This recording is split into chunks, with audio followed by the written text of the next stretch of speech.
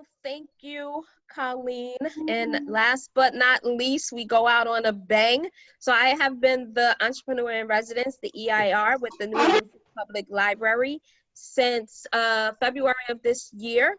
And my residency got extended. So thank you guys for extending that residency through the end of September. So this is our final presentation that we are going to do. As the EIR, I host office hours Wednesdays and Thursdays from 2 to 4. So tomorrow will be the last office hour session. And then we also host weekly presentations for the small business and entrepreneurship community. Today, we have Latisha Douglas, who is a serial entrepreneur, and she's also a bit of a finance and data nerd. And I can call her that because she is my VP of the collaboration of minority women professionals, and I know just how much of a data nerd she is. So Latisha, welcome, and I will hand it over to you. You're going to talk about growing your money, and that's something we all need to know about. I keep asking Latisha if I could borrow $1. She's like, no. She's like, go earn your own dollar and invest it, whatever. So welcome, Latisha. Yeah, so I'm gonna show you how to grow money. That's exactly what we're gonna talk about today.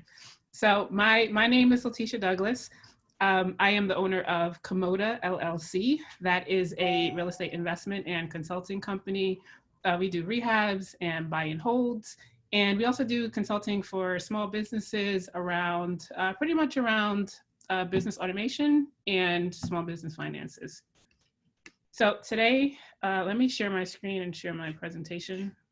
Can I get access to share my screen?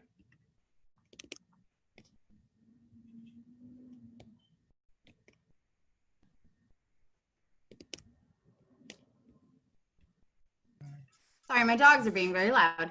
I put myself on mute, so you should be able to share your screen now. Yes. Okay. So as I said, today we are here to talk about growing your money, growing your business income specifically. So just to go through the agenda, first we're going to talk about allocation and automation. I was actually here in, in June to talk about small business finances and what to do with your income and allocating and automating things. So I just want to give a really quick high level on that for those that did not see that presentation. And then we're going to get into growing your money and talk about savings versus investing. When it comes to investing, there's lots of options out there. You can invest in real estate, you can invest in other businesses, or you can invest in the stock market. And that's what I want to really focus on today, is investing in the market. So we're going to talk about the different fears around investing. We're going to talk about the how and the what, how to invest, what to invest in. We're going to go through different types of analysis that you can do to determine which stocks are best for you. We're going to go over some strategies. We're going to talk about emotions, because that really comes into play when you're talking about the stock market. And then we're going to talk about sticking to your plan. So when you have money, and don't worry, if you don't have a small business, if there's anyone listening or watching that doesn't have a small business, most of what I'm going to say applies on the personal side too, so it's still applicable. So you have money coming into your business. At a very high level, you're going to do two things with it. You're either going to spend it or you're going to save it. When it comes to spending, there's three main buckets or three main allocations. You could use virtual buckets, or I personally like to use actual different physical bank accounts for each one. But you have your operating expenses, all the expenses around operating your business, payroll, and taxes. So every time money comes in, you're going to want to allocate it, right? Every dollar that comes in has a job, and it's our job to send that dollar to the right place. So every dollar that comes in, you're going to allocate it to your operating expenses, payroll, or your taxes, and just have it there. So when it's time to pay taxes, the money is already there. On the other side, you have your savings.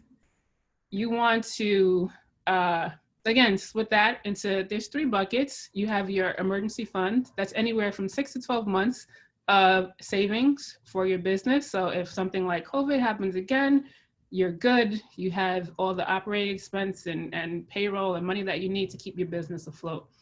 Then you have your investment fund. And this is what we're going to talk about today. It's The investment fund is the growth part, right? The emergency fund is the saving part, investment fund is the growth part. And then I always like to throw giving back in there, whether it's you tithe or you make donations to nonprofits. It's always nice to just give something back. So I know we've all heard save 10% of your income. That's pretty much the standard that's out there. I personally don't care for it. I think that saving 10% is not enough. And I challenge everyone to get to the point where they could have over 50% of the income that comes into their business being saved.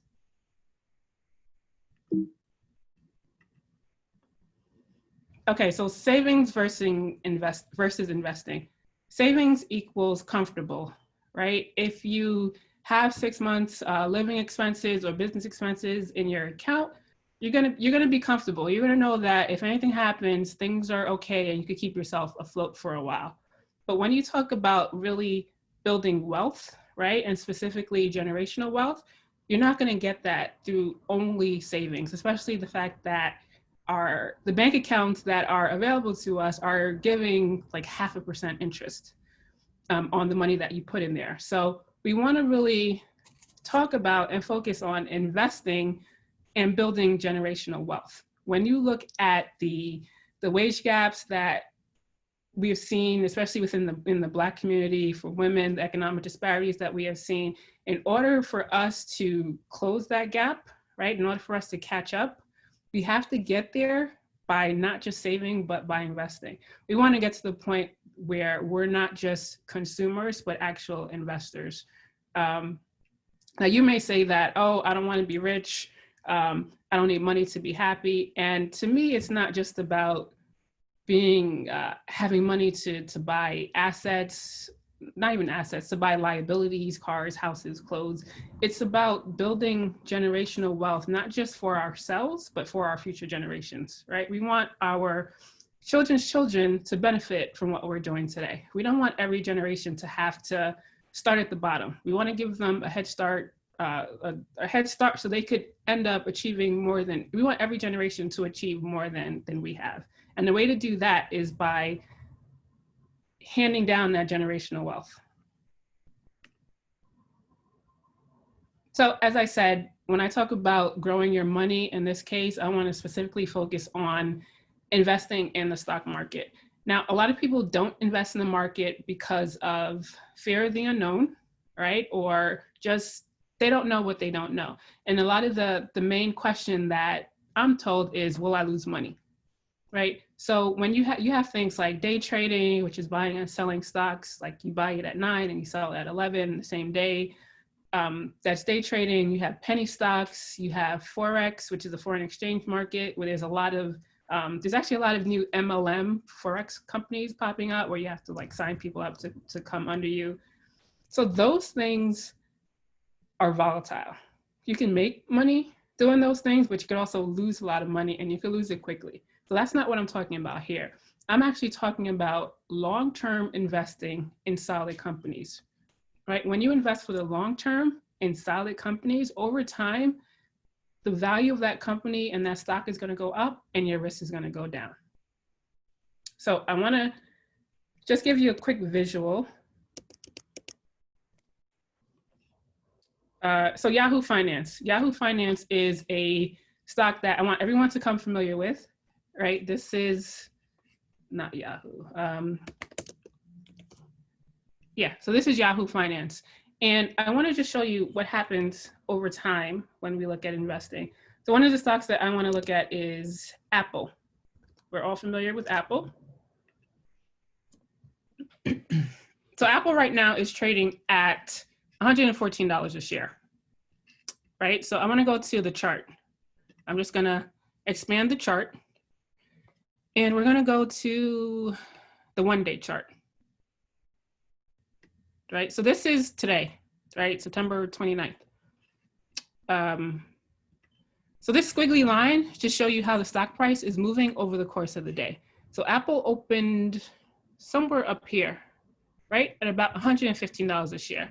So let's say someone just bought Apple stock this morning, right, at 115. You check back, it's 11 o'clock now, and the price has dropped to it dropped about $1 to $114 a share. So at this point, you're like, if this is your very first stock purchase, you're going to say, I'm losing money already. This is not for me. You may start doubting yourselves. You may think about selling. But I want to switch to the 5-day chart. So this is Apple over the course of the last 5 trading days, right? So 5 days ago on September 23rd, right? You see the date at the bottom in that black box. On September 23rd, Apple was trading at $111 a share. So let's say someone came in on September 23rd and bought, let's say they bought 10 shares of Apple. And then they checked a day later, right? Where I'm on September 24th now, 9:30 in the morning, and the price dropped to 105.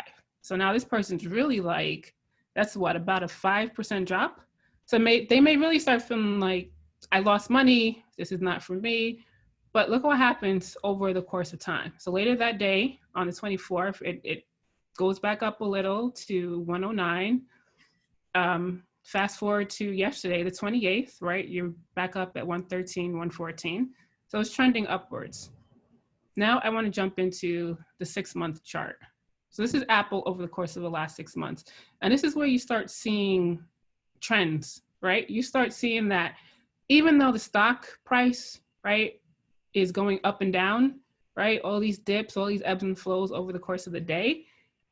Over the last 6 months, look at how the price has gone up, right? 6 months ago, we were at $65 a share. It peaked to 134 here, and now we're sitting at about 113, 114. So even though over the course of a day, a week, the price is going up and down, it may even drop down lower to what you actually pay for it. Over time, you see it trending upward. And I just want to jump to the 1-year chart.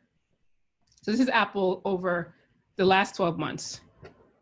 So here, this is February, pre-COVID, right? Apple was actually at an all-time high. So anyone that bought Apple stock here in February, or you just had Apple stock from previous purchases, right? You're doing well. Things are going great. Your stock portfolio value is increasing. And then COVID hit. This little U shape right here is COVID. When COVID first hit in March and everything started shutting down, the market tanked, right? Some stocks lost 40 to 50% of their value. People's portfolios lost 40 to 50% of their value. So the people that sold here are the people that lost money, right? When you're investing in stocks, you have what you call realized and unrealized gains. If you have a stock account and you have $1,000 in there, right? So let's say you had $1,000 back in February. In March, it dropped to $550. If you sold it, you then realized your gain. You locked in your losses, right? But those that held out and did not sell and kind of waited it out, look at what happened.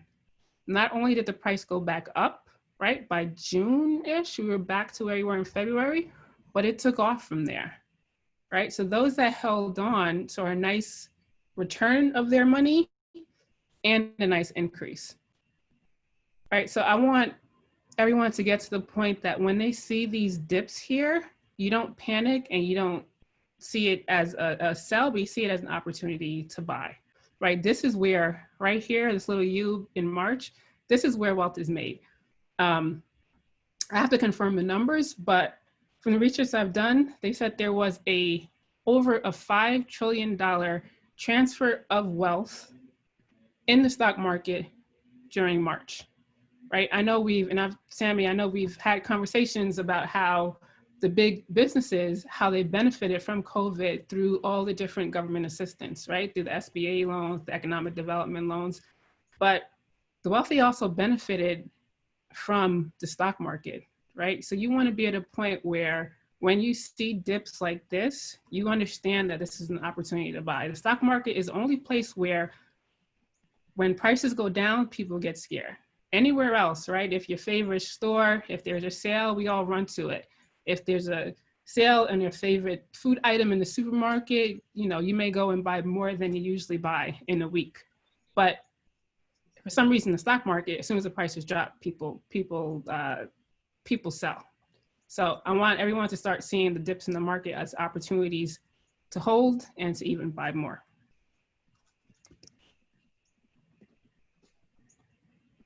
Okay, so. And also, Latisha, you mentioned Apple and their current price of 114. I actually bought 4 shares last night. So I'm one of those people because, bought it overnight. So it processes this morning. So I'm one of those people. But can you talk about why the price is 114? So what some companies do occasionally is what they call a stock split, right? So back in, I think it was August, Apple said, we're going to take the value of our share, cut it. They did a 4-to-1 stock split, right? But let's look at a 2-for-1 stock split as an easier example. So let's say Apple did a 2-for-1 stock split in August, and let's say their price was $200 a share on August 30th, and their stock split was going into effect August 31st. So on August 30th, the Apple stock was $200 a share, right? And let's say Sammy bought 4 shares. So she has 4 shares at $200. When the stock splits, Apple is saying, we're going to cut the price of our share in half, but double the amount that you have. So ultimately, all the numbers balance out, right? You're still left with the same numbers, except instead of having 4 shares at $200, you have 8 shares at $100. It all equals out to $800. So that's why, even though Apple stock may look low, right? It's only $114 compared to, let's say, Amazon, that's $3,000, but Amazon hasn't split. Apple, I would say maybe every 5 to 10 years they do a split. So if you I actually looked this up the other day, and if you adjust Apple's stock price to reflect all the splitting it's done over the last 20 plus years, they would actually be at like $25,000 a share. So they split just to keep their stock price reasonable, to give people opportunities to buy. Now we have companies that are offering fractional shares where you could buy, if you only had $100, you could buy $100 worth of let's say Amazon. Even though Amazon is $3,000 a share, you could buy $100 worth. So you could do fractional share purchases, but that's only recent. 10 years ago, you couldn't do a fractional share purchase. If you want to buy a share of stock and it's $3,000, you had to have that $3,000 to buy a full 1 share. And even today, and I have it here, Cash App does fractional shares. Robinhood does also, but they haven't rolled it out to everyone yet. So there's only a handful of people that have that functionality. But a lot of the major brokerages don't. E-Trade doesn't, TD Ameritrade doesn't. So that's the basis behind fractional share stock splitting. So just to kind of start from the beginning, in case anyone doesn't know, how do you invest in the stock market? You open a brokerage account, right? 2 of the top brokerage accounts are E-Trade and TD Ameritrade. You literally just go to their web. Everything is so easy today with technology. You literally just go to their website and can have an account open in 5 minutes.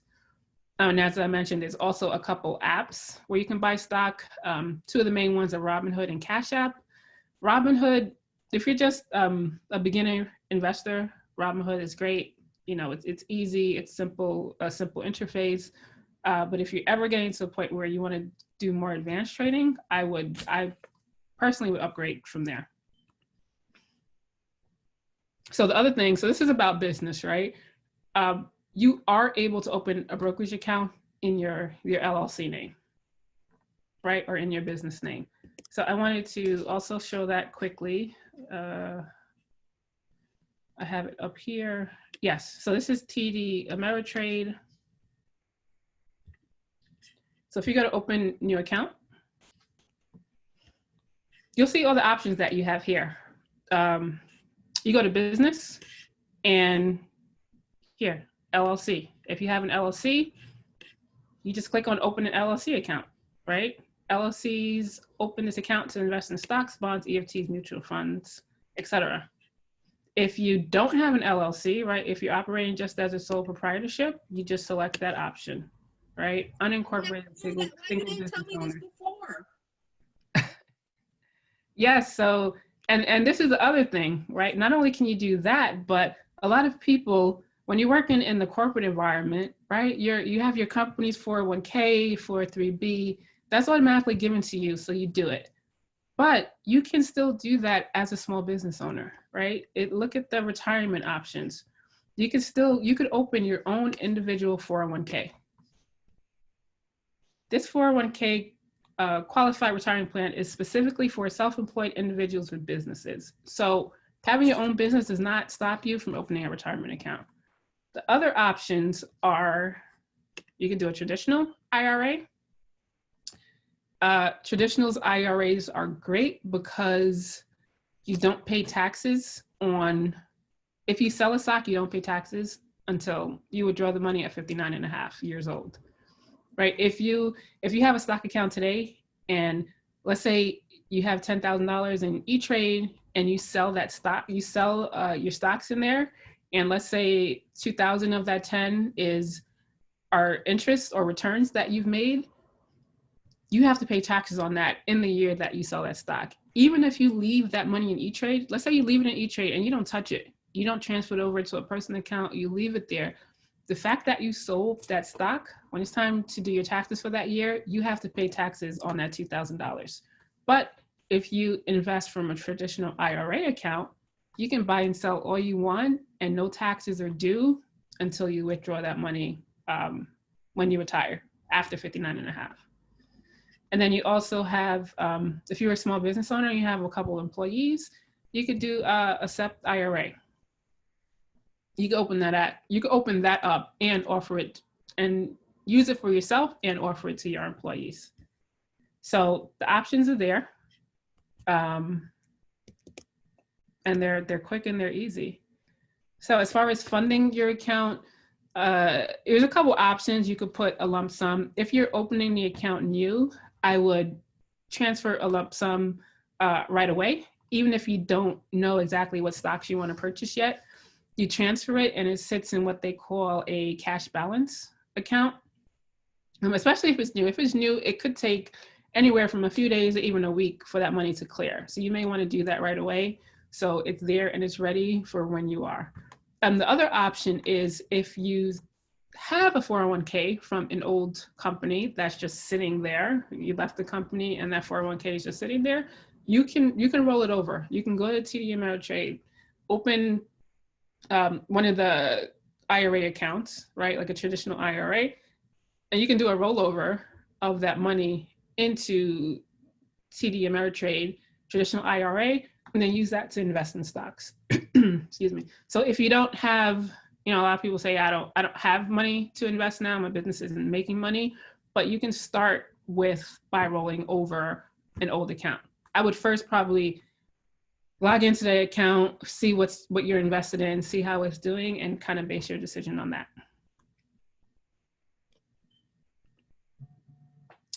The next thing is, what can you invest in? So there's lots of options, and you kind of saw it in the TD Ameritrade description, but you can do individual stocks, you can do EFTs.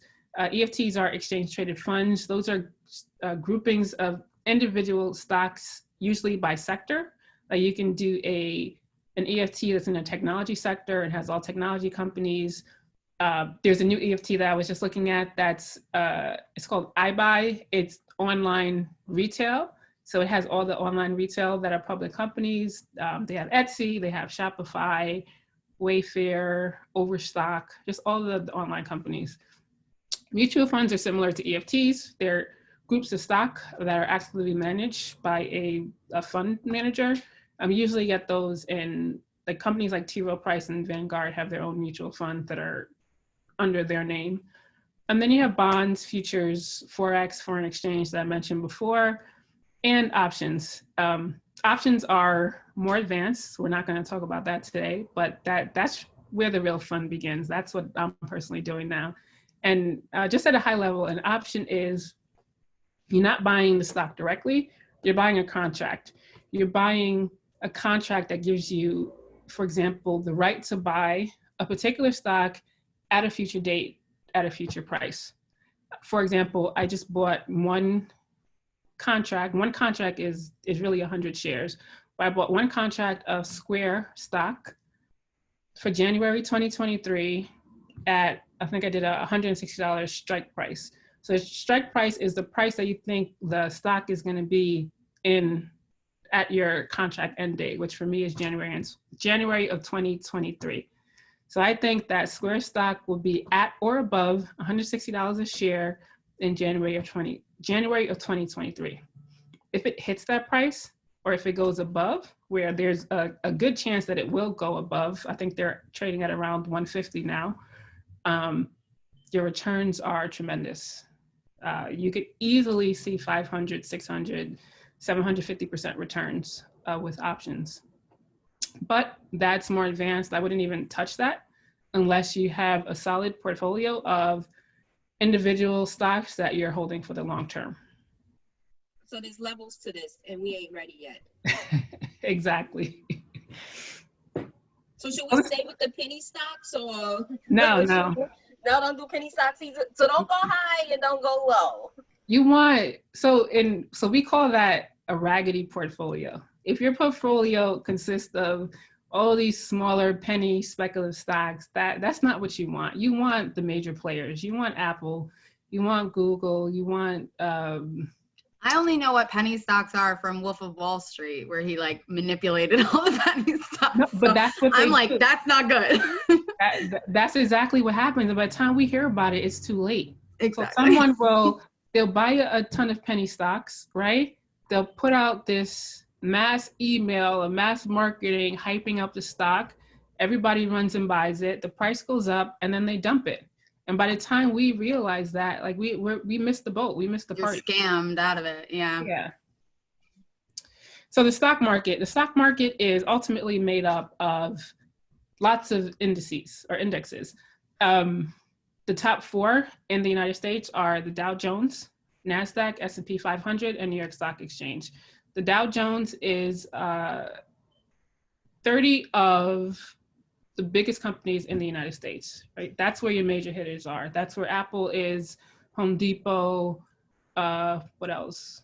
Google. And what's the, there's like an acronym of like 5 of them that everybody should have. FAANG. F-A-A-N-G. Facebook, Apple, Amazon, Netflix, and Google. And those are the stocks that you should have. Those in my world, in the IT world, that's a company everyone wants to work for.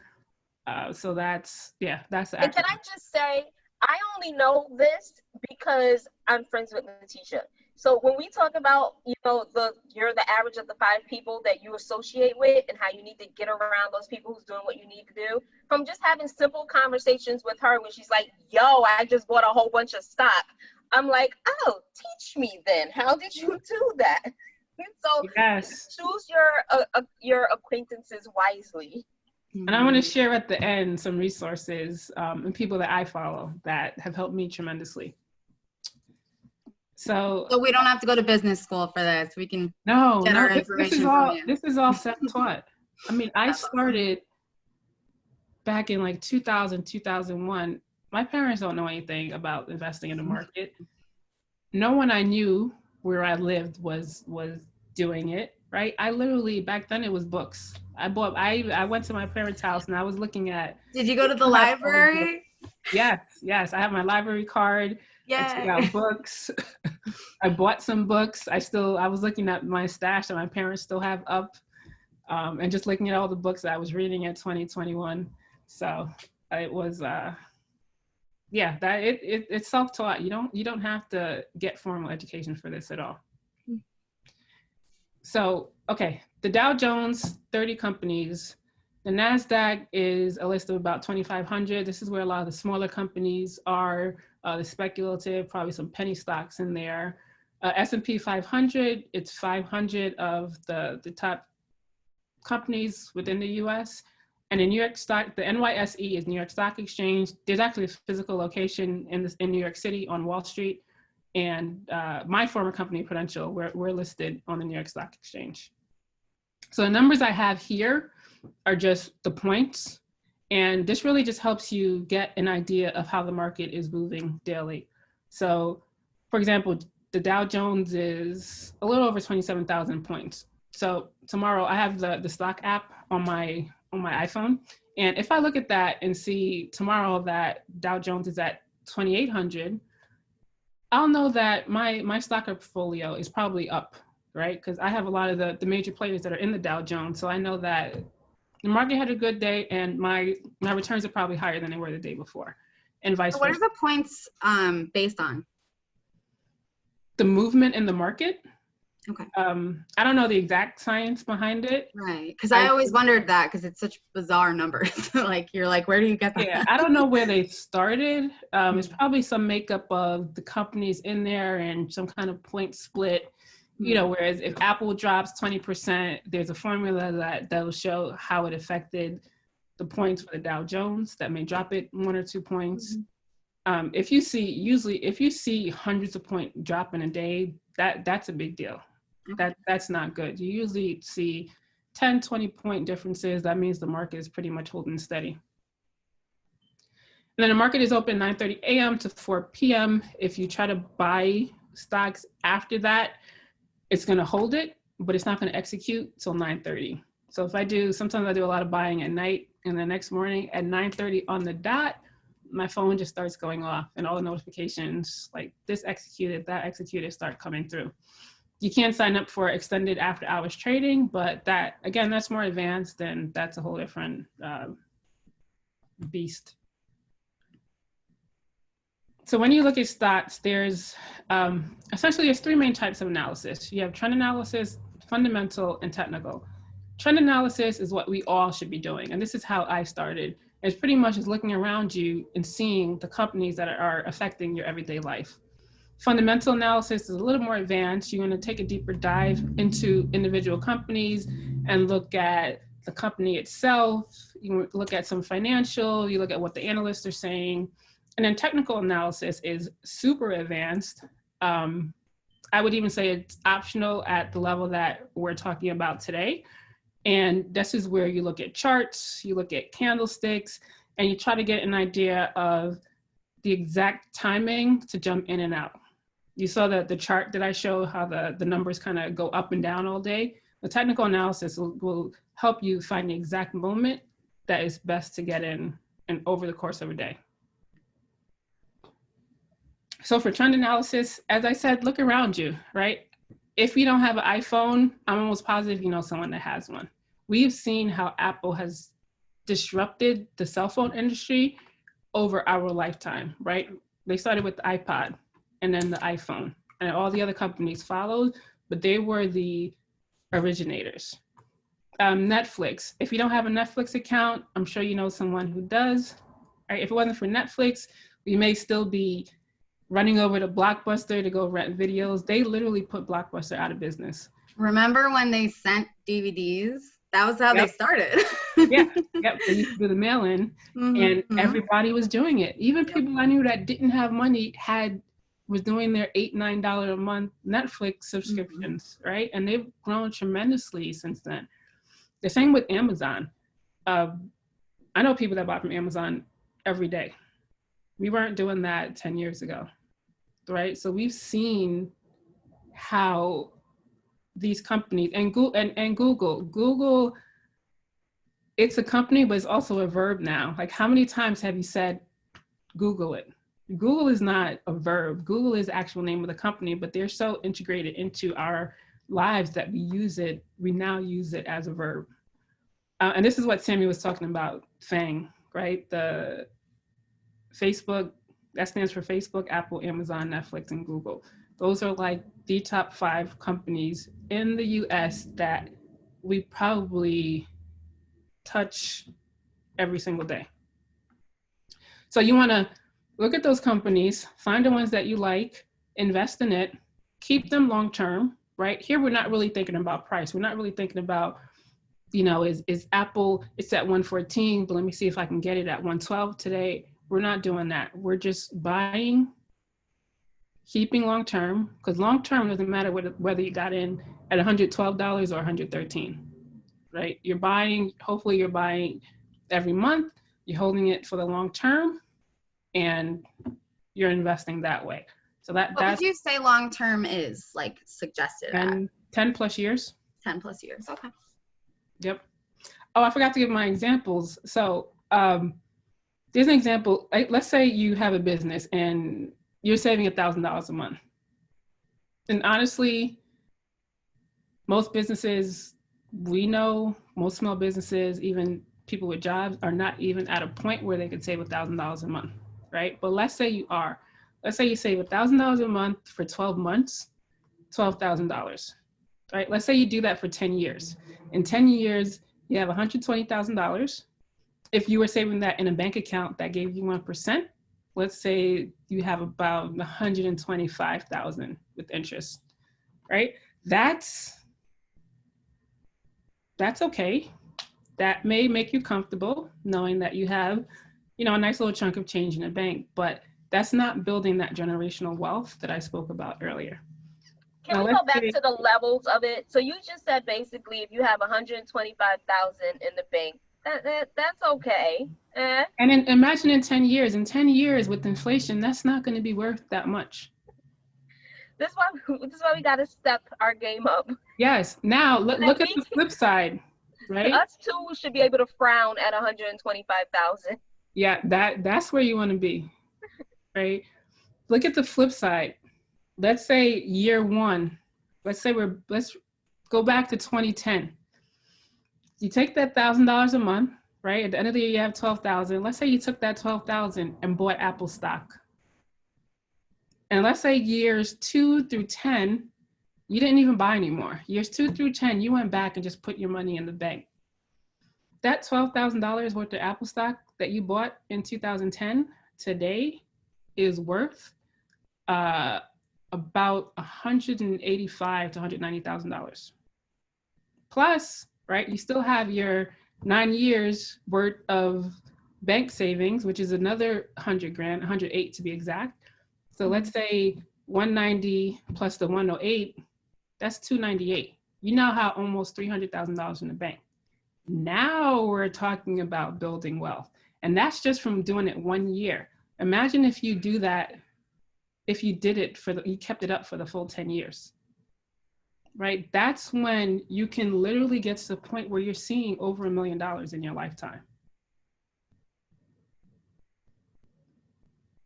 I'm just gonna let that sink in for a minute. Okay, so. I should say we have about 10 people watching on Facebook Live right now. So thanks for checking in. And we hope you stay through and you learn a lot. But we wanted to shout out to our Facebook viewers. Yes, thank you. Mm-hmm. Okay, so the next step after trend analysis is going through the fundamentals, right? This is when you're trying to determine how the stock price is going to react based on what's happening in the business. Or you want to take a look at the founders and their management. You want to look at the vision of the company. What one thing are they doing that no one else can, right? Look at what Tesla is doing with not only electric cars, but self-driving cars. There's no other company that's anywhere near where Tesla is right now, right? Does the company have a competitive advantage? Are there barriers to entry for other companies to come in and to take over that company, right? And then we want to look at analyst recommendations, where the experts saying, the people that get paid to do this. You want to take a look at their financials, and you want to look at insider activity and ownership. What are the people, the CEOs and the people at the top of the company, what are they doing with the stock? So I just want to, the ones I have highlighted in blue are just ones that I want to demo. So let's first take a look at analyst recommendations. So we can go to bar charts. Another great site that I recommend to do your research. And let's look at Apple.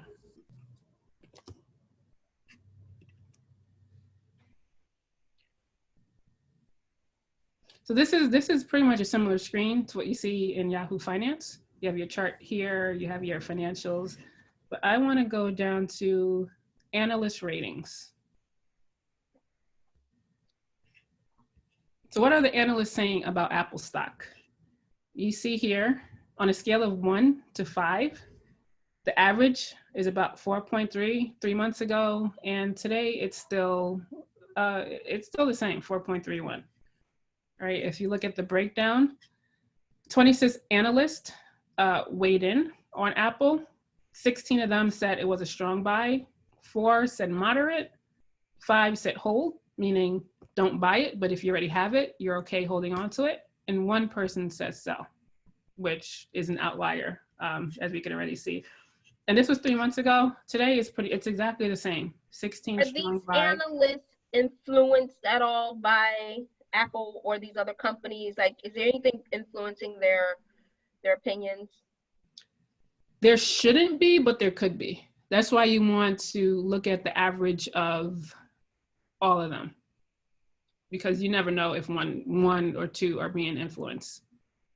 But if you compare that to, at the end of the day, it's really comparisons, right? Let's see. Twitter is not doing that great right now. And I actually just sold all the shares I had. If you look at Twitter, right, you see a different story. Nobody's saying to buy. Everyone's saying to hold. 3.25. Today they're 3.37. 24 analysts rated. 21 out of 24 are saying hold it. Meaning you're okay if you already had it. Maybe you got in 5 years ago at a much lower price. So you're okay to just hold on to it, but there's not a single analyst telling you to go ahead and buy this stock. Actually, no, I shouldn't say that. Sorry. 4 are saying buy, but 22 are saying hold.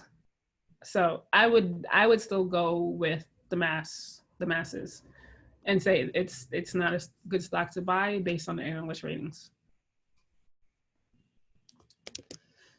Another thing you can look at are financials. All right, we can go, let's go back to Apple.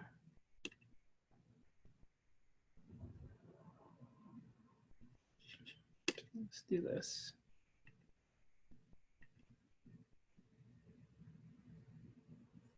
Okay, so Apple's annual sales, $260 million. Right? And I actually, I like to use a different website. I like to use this site called Zacks to get a deeper dive into the financials. So I'm going to pull up Apple again.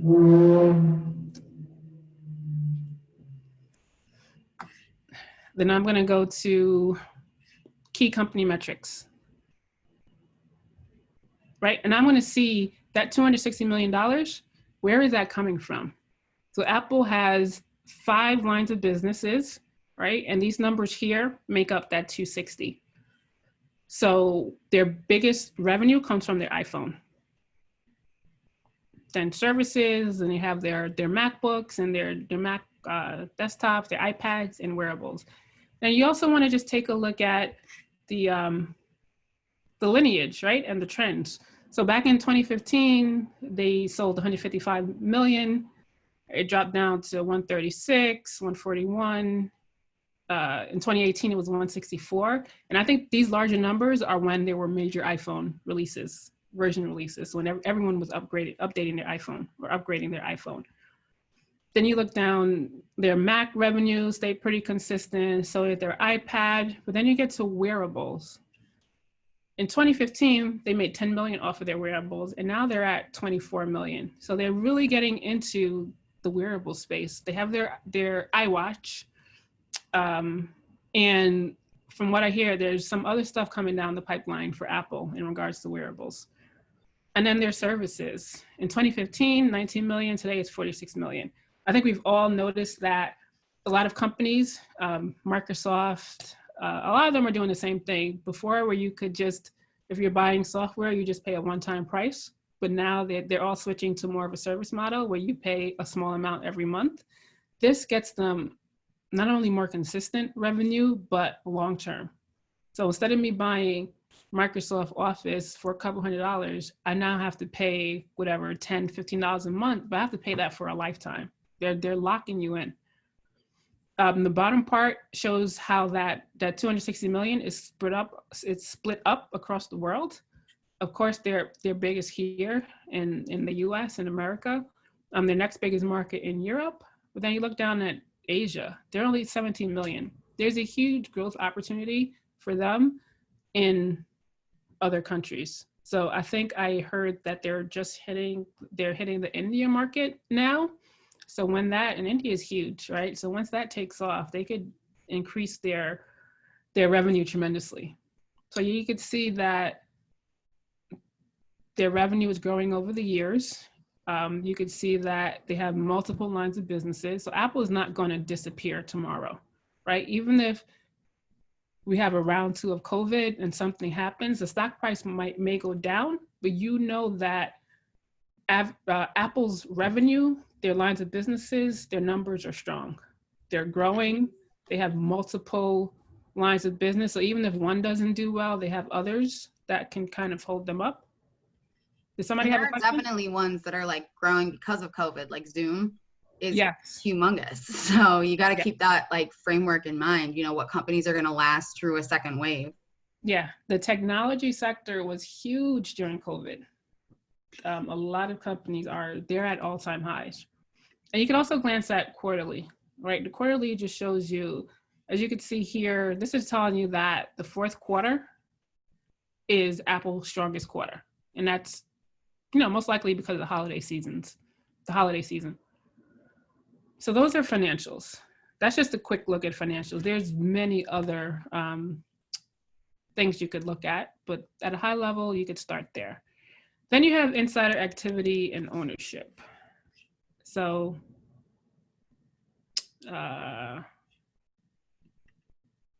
this logged me out.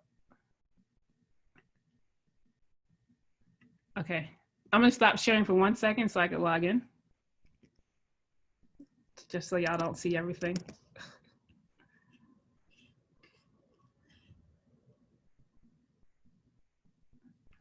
That's it.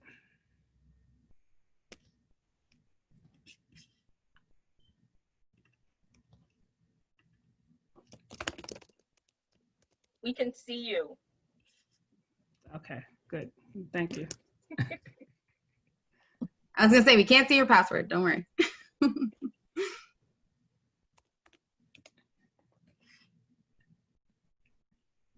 No, I'm not worried about that. I'm worried about the numbers.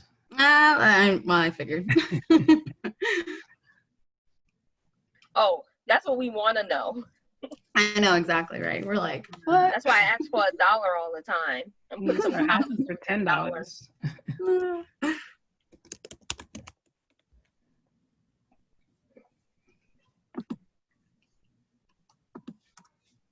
Okay.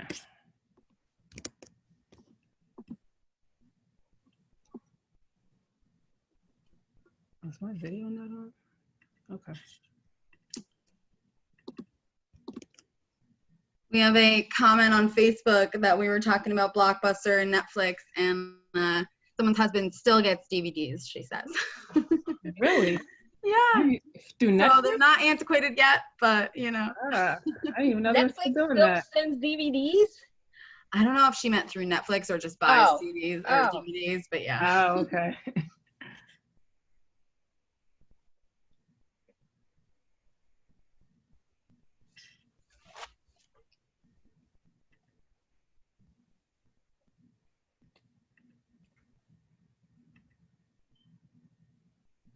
Come on.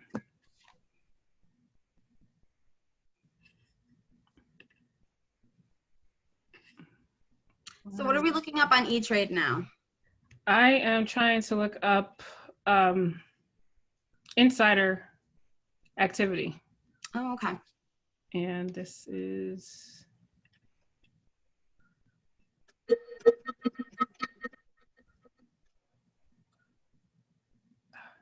All right, let me see who else can.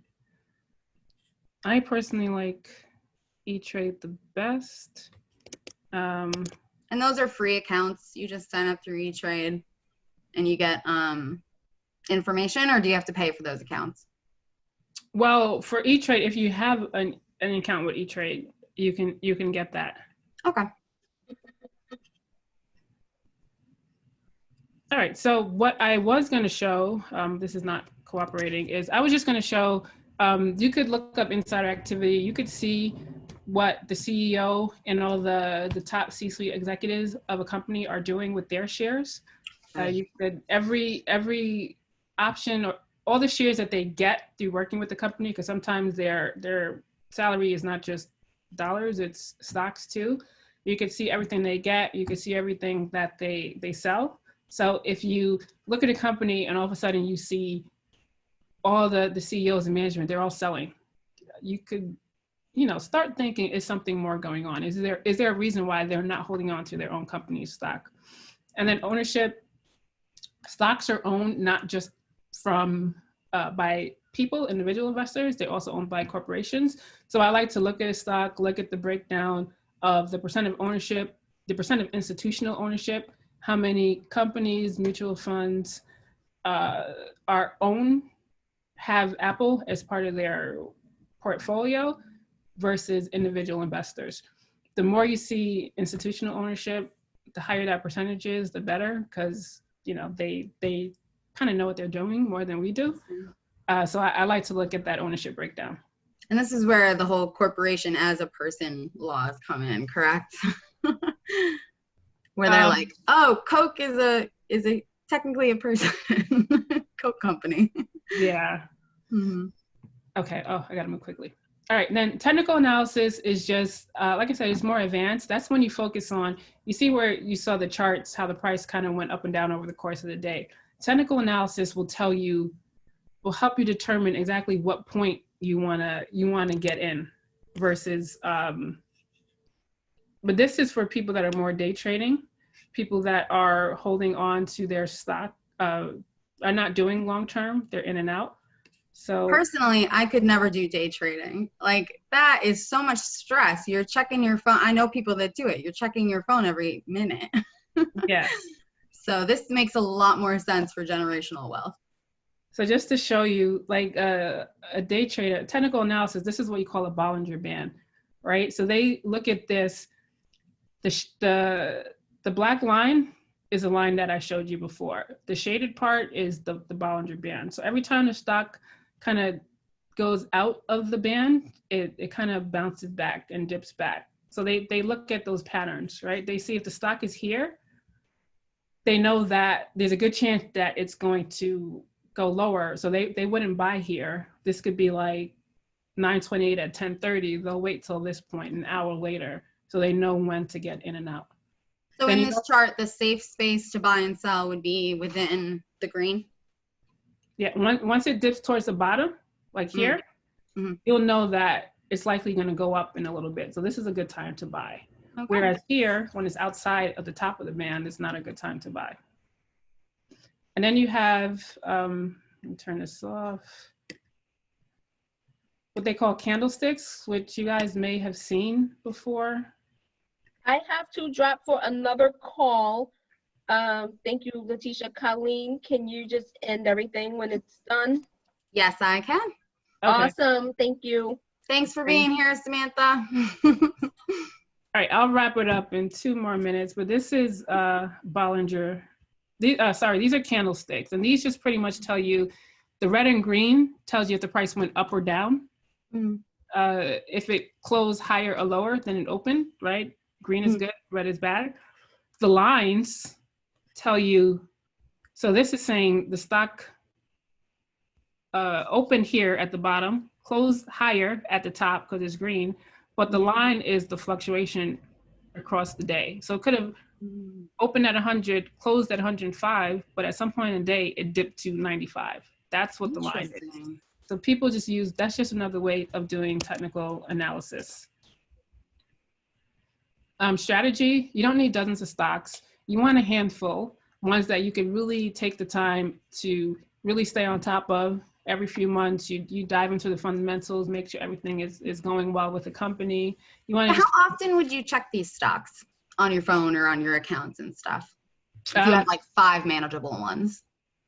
I check the price daily, but that's because I know even if it drops, I'm not selling. I know how to manage the emotional piece of it. So looking at it daily and seeing large drops doesn't affect me. But if it does affect you and you're in it for the long term, I wouldn't. I would maybe once a quarter.